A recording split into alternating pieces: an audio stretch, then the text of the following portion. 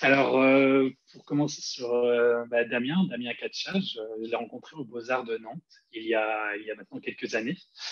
Et j'avais été au début très touché en fait par sa façon dont il avait de se servir de la matière brute, du béton, du verre, du bois entre autres, et pour assembler aussi, accumuler, recouvrir, toujours un peu dans une recherche du mélange adéquat. Et d'ailleurs, dans sa pratique, elle explore tout ce qui fait peinture, c'est-à-dire de la couleur à la lumière, au châssis, à la toile et même en passant par le geste.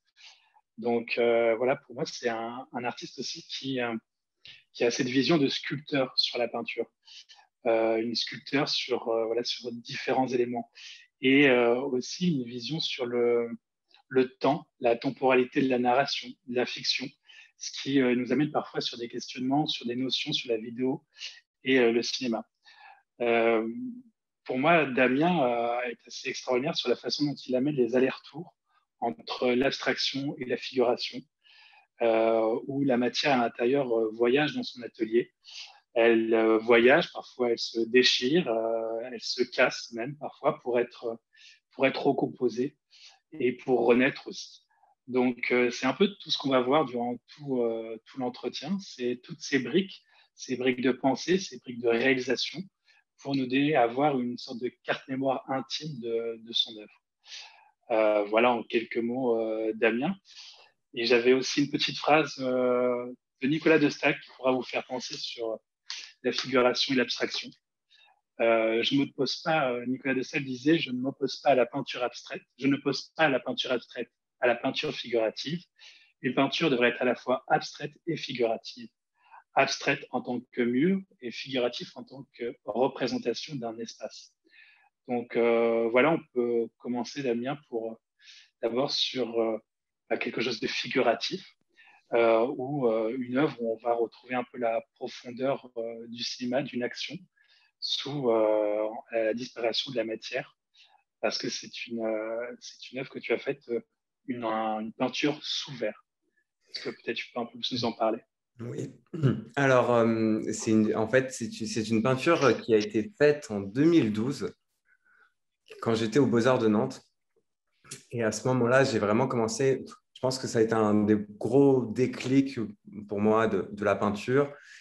Donc, ce sont des peintures sur verre, figuratives. Et moi, ce qui m'intéressait énormément, enfin, au début de la pratique de la peinture, c'est je partais d'images de films que je réalisais et je décidais d'extraire une frame, c'est-à-dire une image, une capture d'écran d'une séquence et de la retranscrire dans la peinture.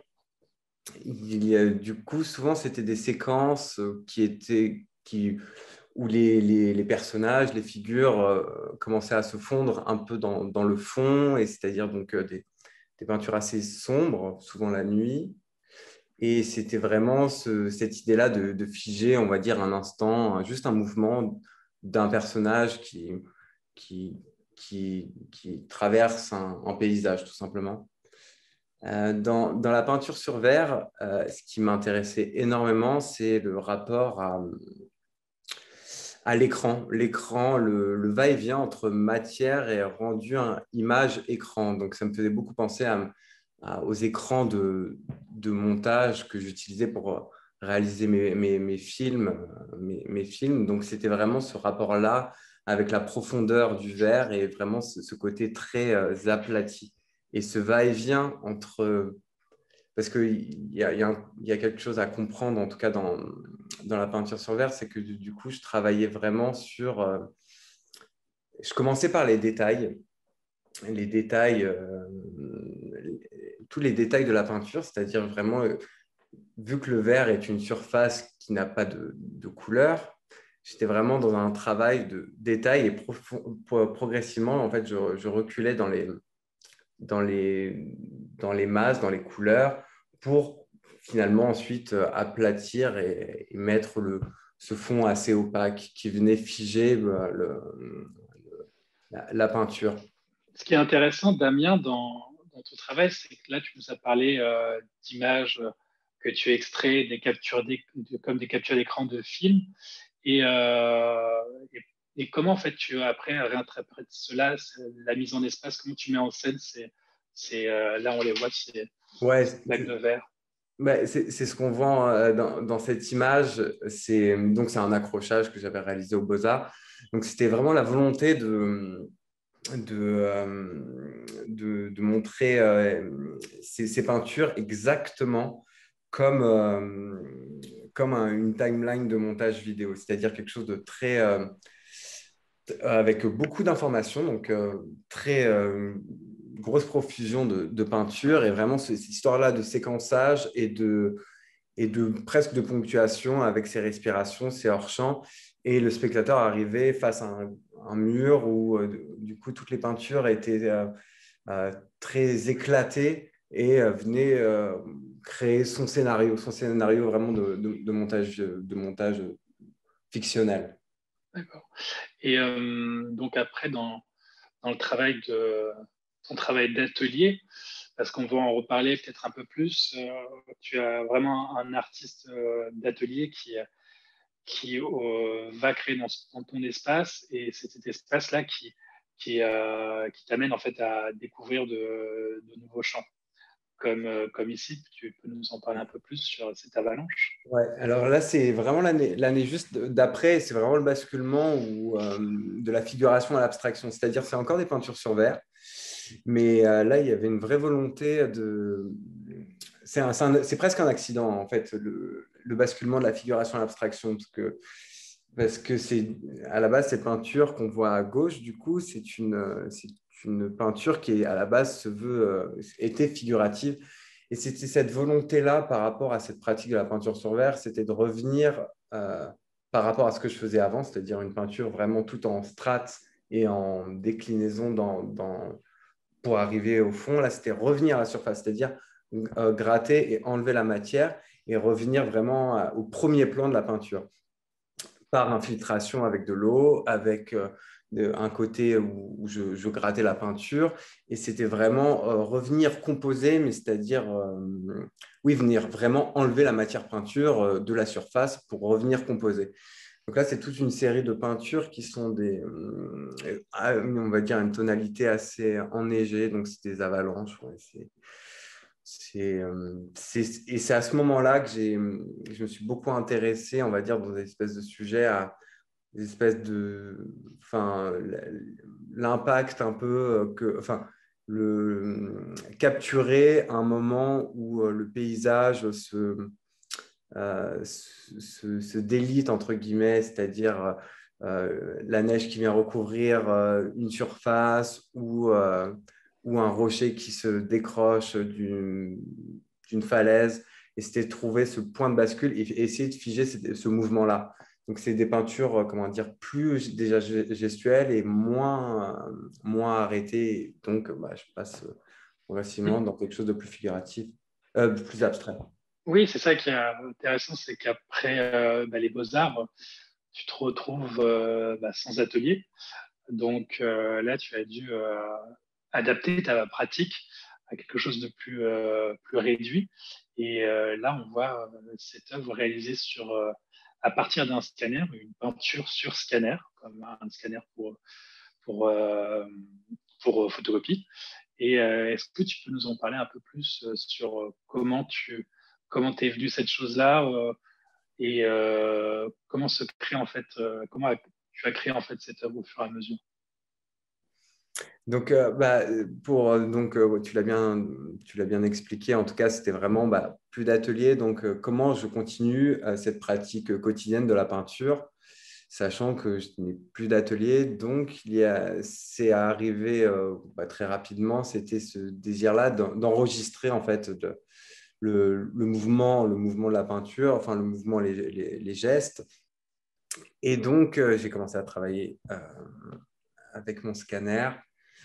Et donc, c'était des temps d'enregistrement, c'est-à-dire que je déclenchais mon scanner et donc il y a cette espèce de balayage linéaire du scanner qui m'intéressait énormément et qui permettait de figer un geste.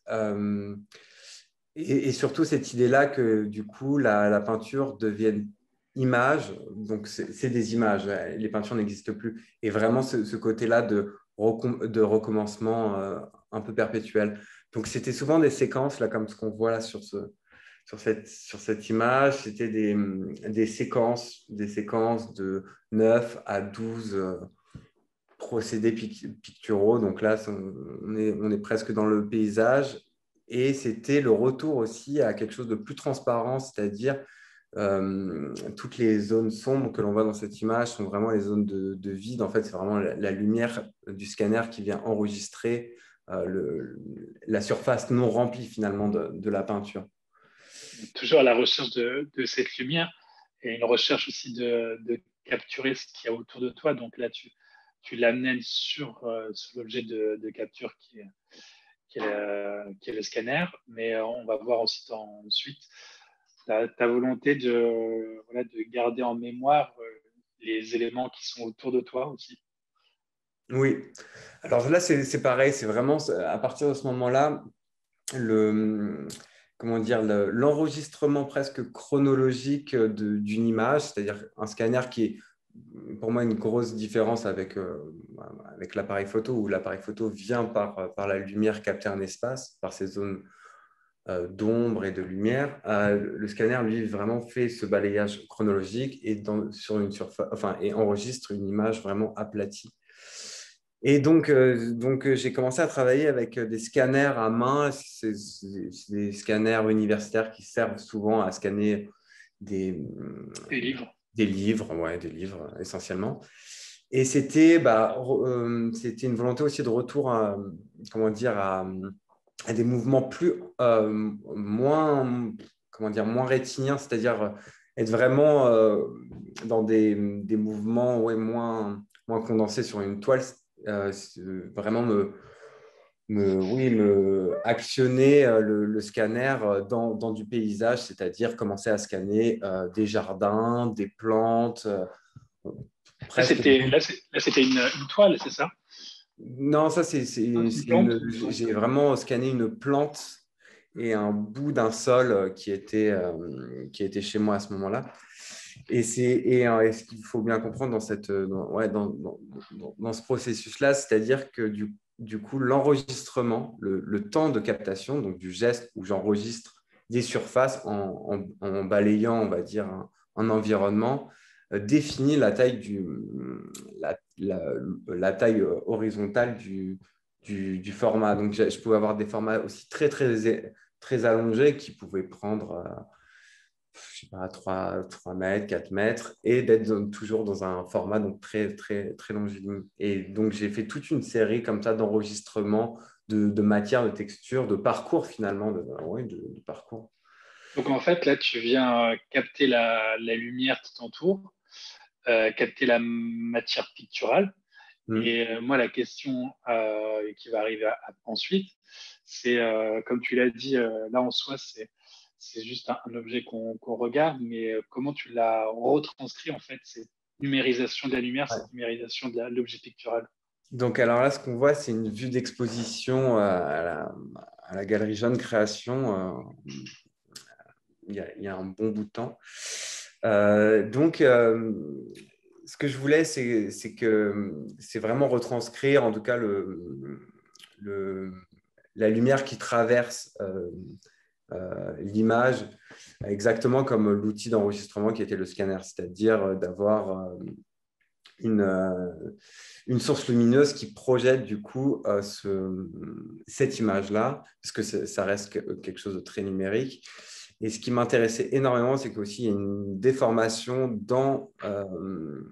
aussi bien dans l'espace, mais aussi dans l'impression elle-même. C'est-à-dire que j'ai imprimé ça sur papier rhodoïde, donc rétroprojeté, et je l'ai imprimé en jet d'encre, c'est-à-dire que à ce moment-là, toute la fine pellicule de l'impression jet d'encre restait à la surface vraiment du support. Donc, si on passait son doigt, en fait, l'image s'effaçait et elle était, comment dire, dégradée. Et c'était vraiment aussi ce basculement entre entre l'enregistrement du coup du réel avec le scanner, le rendu image et l'impression et reprojection désaltérée dans l'espace. Ce qu'on peut voir aussi dans cette installation picturale, c'est que je commence à ce moment-là aussi à monter exactement, enfin à monter un peu comme comment je montais les peintures sur verre auparavant, mais je commence à monter même des peintures sur verre avec des images et ça commence à basculer dans des formes presque sculpturales. Mhm.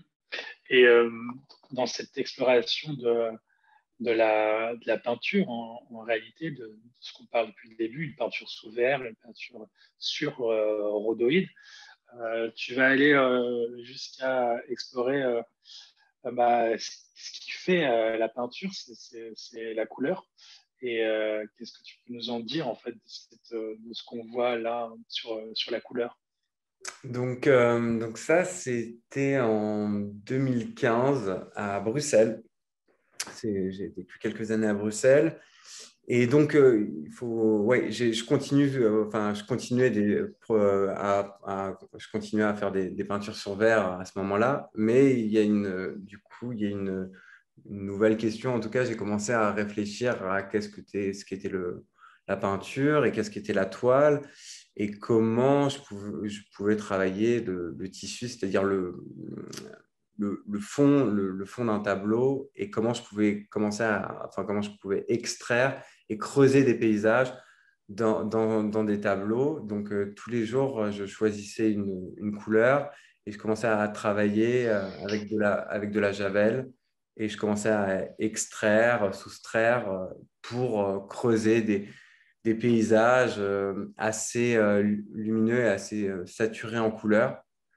Il y avait une image qui me parlait beaucoup à cette époque-là, c'était quand les téléplasmas arrivent, avant qu'elles soient envoyées dans le commerce, on leur envoie une grosse décharge de couleurs et ça faisait des espèces d'éclairs comme ça de couleurs. Donc là, on voit d'autres vues. Enfin, à gauche, on voit une vue d'atelier. Donc, je travaille beaucoup au sol. J'ai commencé finalement à travailler beaucoup au sol à ce moment-là. Donc, sur des tissus, je monte ces deux images ensemble car finalement, j'ai commencé à abandonner progressivement le châssis et être vraiment dans cette fragilité-là un peu du tissu qui, de par son drapé, se tient un peu lui-même, c'est ce qu'on voit un peu à droite. Et il y a aussi quelque chose, c'est que je commence à moins travailler avec des pinceaux. C'est des choses bien plus vaporeuses, c'est-à-dire beaucoup de dilution d'eau de javel dans des sprays, dans des brossages, mais très, très, très légers. Il y a moins le côté C'est en très... fait un peu une sorte de déconstruction de la peinture. Voilà, tu enlèves la toile, tu enlèves le châssis, maintenant tu n'es plus que sur la toile. Tu n'as plus de pinceau, c'est seulement des gestes que tu mets dessus. C'est en fait une expérimentation continuelle chez toi. Et je ne sais pas si tu voulais peut-être rajouter quelque chose là-dessus ou pas bien. Non, non, je suis d'accord. C'était vraiment, oui, creuser la matière et être dans cette volonté-là d'extraction et oui, de soustraction pour, Ok. euh, pour faire ressurgir un paysage ou un impact de paysage. Hmm. Alors, attends, ouais, désolé. Et donc là, on a parlé tout à l'heure toujours ton travail d'expérimentation dans l'atelier qui t'a amené à parfois quelques, quelques cassures, je crois que ça c'était l'image d'un de tes verres qui s'est brisé, c'est ça? Oui, c'est ça, c'est exactement au même moment que les peintures à la javel. Euh, donc la peinture sur verre continue et il y a des accidents, il y a des peintures qui se cassent. Et, et donc, j'ai commencé à réfléchir sur ces peintures-là hein, en me disant si ces peintures sont des films, les fragments de ces peintures sont des séquences. Est-ce que je ne peux pas faire exister ces séquences toutes seules? Donc, j'ai commencé à travailler avec du béton. Voilà, c'est ce qu'on voit ici. C'est-à-dire revenir couler, donc extraire du coup ces fragments qui étaient à la base accidentels, qui après ont été des fragments. J'ai commencé à casser des peintures sur verre, mais qui ont été vraiment de venir alors, recomposer soit par juste un fragment très incisif et venir couler dans une dalle de béton et venir extraire cette dalle de béton et avoir une nouvelle peinture, ou soit arriver à des choses plus composées où il y avait plusieurs peintures, plusieurs fragments qui pouvaient, comme là ce qu'on voit par exemple sur la quatrième peinture, c'est-à-dire de peintures qui n'ont pas été faites au même moment, mais qui se rejoignent et qui forment une nouvelle peinture. Il y a tout, dans mon travail, il y a toujours cette volonté-là de rebond, en tout cas, de pas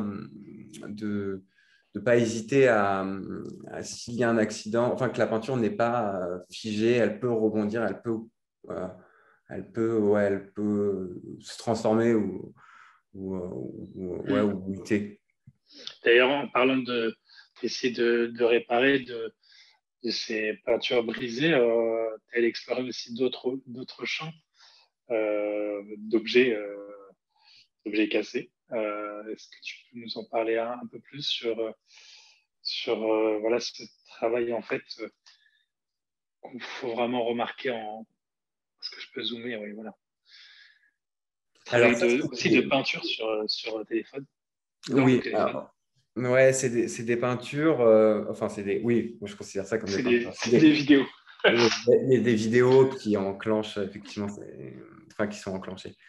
Du coup, je me sers des téléphones portables qui ont des fissures, qui sont cassés, et je viens retravailler dans les fissures des téléphones et je viens animer certaines zones de la fissure de téléphone. Donc, je me sers de cet accident-là comme, comme composition finalement comment Désolé. dire, de, de vidéos et je viens vraiment travailler vraiment dans ces fragments-là. Donc là, on voit un détail à droite, donc toutes les fissures. Et souvent, les rushs qui sont utilisés ne sont pas des rushs, enfin, sont pas des vidéos qui sont ça vient de mon disque dur. Donc, mon disque dur, j'ai beaucoup d'archivage d'images et c'est le même désir que les peintures à béton et verre, c'est-à-dire d'arriver à une composition où plusieurs temporalités viennent se mêler dans la même pièce, dans la même Donc, composition. ton choix d'image en fond, de vidéo de fond, c'est vraiment pour toi un journal intime en fait que tu construis au fur et à mesure. Dans les vidéos, ouais, par exemple, là, dans celle-là, oui, il y a vraiment cette histoire-là de. Souvent, en tout cas, quand j'enregistre des images mouvements ou même des images fixes, c'est vraiment de. Je capture des sensations, des fois, c'est des tout petits détails qui m'intéressent dans la vidéo et c'est plus, on va dire, la manière de déclencher, d'enregistrer une image, qu'elle soit fixe ou en mouvement, me permet, moi, vraiment de m'en rappeler et Hmm. de me rappeler cette sensation-là a posteriori. D'accord. Et on va revenir dans ton atelier, là, bon, c'est dans ton Ouais, jardin, atelier de devant jardin. ton atelier. Mm. Et donc là, où se retrouve en fait ton travail dedans? Je J'avais perche. choisi cette image parce que c'était du coup, c'est après toute cette période-là où je reviens à Paris et j'avais un désir de revenir à la peinture, à la couleur, parce que finalement, entre les, les dalles de béton sur verre et les tissus d'étain à la javel, j'étais dans une absence de pigments, d'utilisation de matière presque picturale, plus de peinture. Il n'y avait plus de peinture finalement. Je travaillais la peinture sous d'autres biais, mais donc j'avais choisi cette image parce que là, c'était vraiment une espèce de retour à la peinture assez lâchée.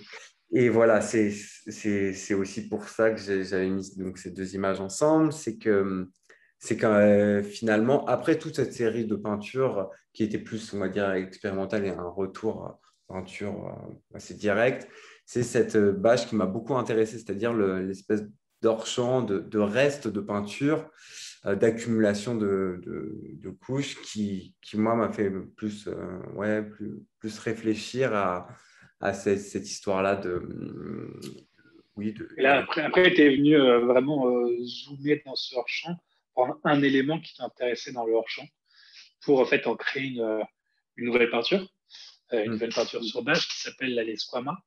Mm. Donc ici, on a un détail du squama qui est là, un détail là. Et donc oui, voilà, c'est comme si un bout de roche qui n'était pas utilisé, tout d'un coup redevient œuvre en fait. C'est un peu ça qui est intéressant. Et finalement, tout le film qui a été monté avant n'a plus d'intérêt. Et c'est juste ce petit bout de rush qui a l'intérêt. Ouais, c'est ça, c'est que du coup, ces bâches-là, c'est une succession de deux couches de bâches. C'est-à-dire, il y en a une première tendue et il y a un autre morceau qui vient recouvrir la deuxième. Et il y a tout un va-et-vient aussi de rajout de peinture un peu entre la bâche de manière très liquide qui vient décoller la première paroi qui vient créer ces espèces de bulles d'air. Donc, il y avait cette aussi volonté-là de déchirer un peu la première couche, de revenir la tendre et d'être dans un rapport presque, une espèce de mue, oui, assez reptilienne à la peinture et dans Mm. cette idée-là, oui, de décollage un peu de matière, reste de peinture. Ok.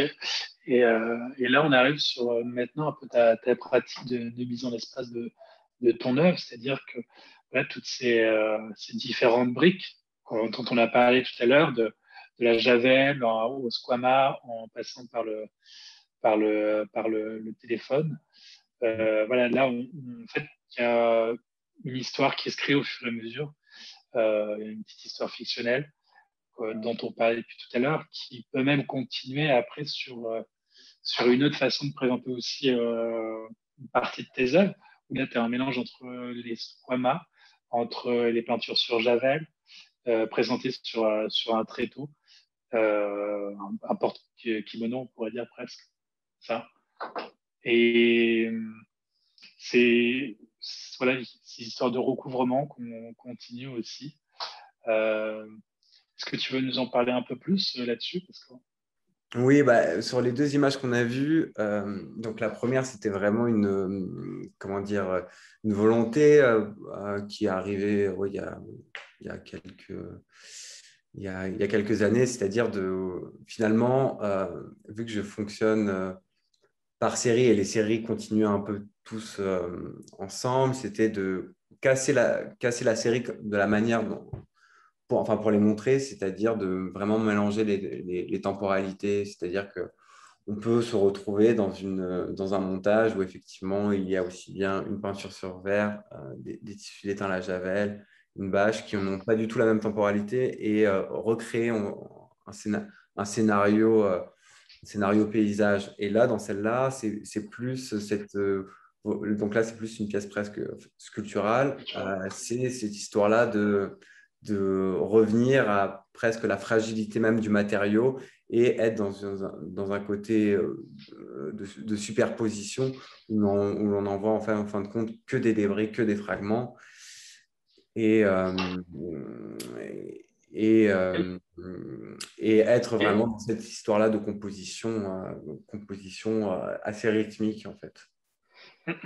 c'est, on passe un peu là rapidement comme ça du coq à l'âne, mais on parlait de Paestum tout à l'heure, tu as parlé de ces blocs Ça, de béton. c'est le nom des dalles de béton. Voilà, les noms des dalles de béton qui te rappellent une autre histoire. Tu peux nous raconter rapidement l'histoire de Paestum?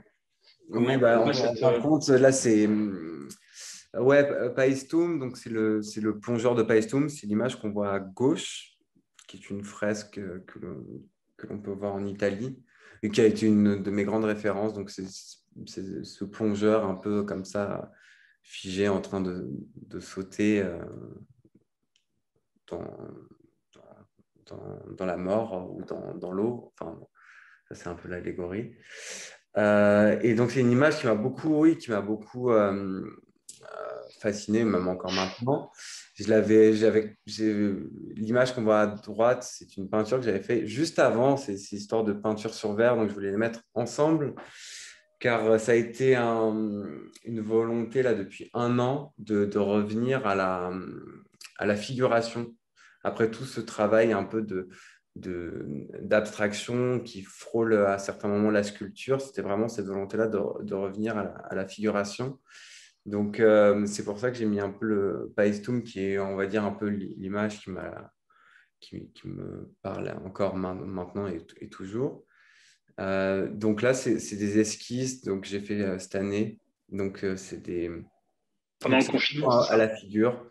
Donc, avec ces esquisses, en fait, on servi à toute une série de peintures qui est encore en cours, où là, on peut voir donc là, des archers. Cette année, ça a été beaucoup une réflexion sur revenir à retrouver une figure avec tout ce bagage que j'avais fait un peu de toutes ces expérimentations de matière. Donc là, ce qu'on voit, c'est un archer. Il y en a plusieurs après. Je crois qu'il y en a deux, exact.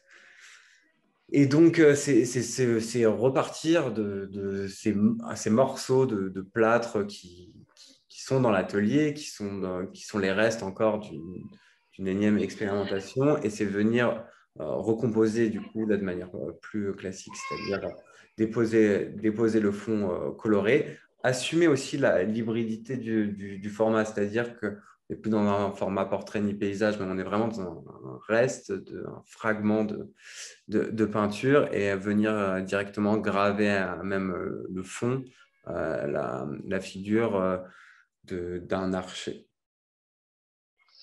Donc, voilà cette figure archéologique. Alors. Et enfin, on va finir avec C'est l'impression. son travail sur colle, les Oui. impressions en fait sur colle. Je te laisse un petit peu On parlait, ouais. en parler rapidement. Oui, dans cette volonté-là, toujours de retour à la figuration, donc il y avait cette histoire-là un peu du plongeur de Paestum, donc d'être dans une représentation figurative assez dans le contour, finalement, et de la peinture. Et il y avait aussi cette idée-là de repartir d'images capturées avec mon téléphone et de les retranscrire dans la matière. Donc, c'est des transferts sur colle. Donc, je choisis des images, je les imprime en jet d'encre et je viens les déchirer. J'applique de la colle, je viens les déchirer et il y a toute l'image qui vient avec. Là, ce qu'on voit, donc c'est pareil, c'est le même procédé, mais c'est des formats qui ont été, là pour le coup, qui sont un peu plus en série. Donc, c'est des larmes, donc c'est des formats vraiment très rétiniens, tout petits, qui sont pareils, des images capturées de téléphone portable. Et donc, ça, c'est toute une série que j'avais montrée à la Galerie Mansart il y a En mois d'octobre dernier. l'année dernière, en fait, finalement, et qui était montré aussi, enfin, qui était vraiment justement comment dire, en lien avec les plâtres les morceaux de plâtre d'archer qu'on a vus juste précédemment. On peut voir une autre vue pendant de l'exposition. Et on va finir avec cette dernière où là, on est dans une mise en abîme en fait de ta vision. Toujours là, c'est sur une impression de la colle, voilà, et où on va pleinement dans une sorte d'évocation d'un souvenir presque un peu mélancolique. Il y a quelque chose d'assez étrange en fait à l'intérieur. Euh, Moi, je vois, en fait, quand je regarde, c'est un peu comme si je regardais un peu dans le rétroviseur de tout ce que tu as fait avant. Il y a tout qui vient se mélanger, à la fois la couleur, la matière, l'image et aussi l'image aussi abstraite qu'on retrouve à l'intérieur. C'est un peu un bon pied final pour la fin. Si tu as quelque chose d'autre si tu veux rajouter quelque Non, chose, ça me paraissait pas mal. on est presque dans les temps. Formidable. Merci infiniment à tous les deux pour cette superbe plongée là, dans ton travail et dans tes peintures. Moi, je voulais revenir un petit peu sur un point. En fait, on a bien compris qu'il ne s'agit pas du tout d'un propos figuration, abstraction, mais plutôt d'un rapport, tout simplement d'un rapport à l'image. Et donc, tu exprimes et tu retranscris aussi bien des sensations que des observations de ton environnement, que voilà, des traces, et tu les présentes parfois sous forme de strates, hein, comme on peut avoir dans notre propre mémoire. Ce que je voulais te demander, c'est que pour ce faire, tu utilises différents supports, différents médiums, et je voudrais savoir ce qui prime pour toi dans le choix de tel ou tel support, tel ou tel médium quand tu réalises une série. Comment est-ce que ça se présente? Ouais, je pense que c'est. Il y a des matériaux auxquels, dans un premier temps, j'y porte pas spécialement d'attention. Et en fin de compte, c'est peut-être dans leur fragilité où je commence à vraiment les regarder. Enfin, en fait, ça prend beaucoup de temps avant que je commence à vraiment travailler sur un matériau ou sur une expérimentation.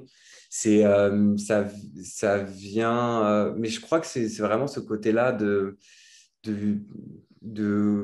d'essayer de tirer un peu les fragilités du matériau ou comment le matériau va vraiment réagir et qu'est-ce que je vais pouvoir un peu en tirer. Mais je pense qu'il y a ce côté-là de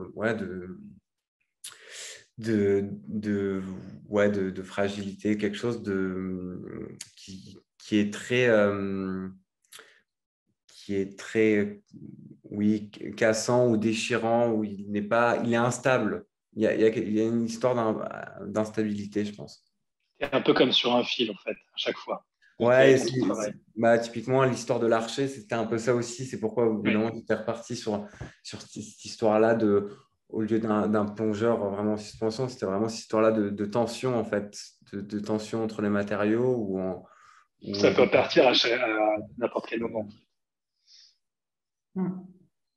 Merci beaucoup à tous les deux. Donc, on va peut-être passer la parole et certainement d'autres questions.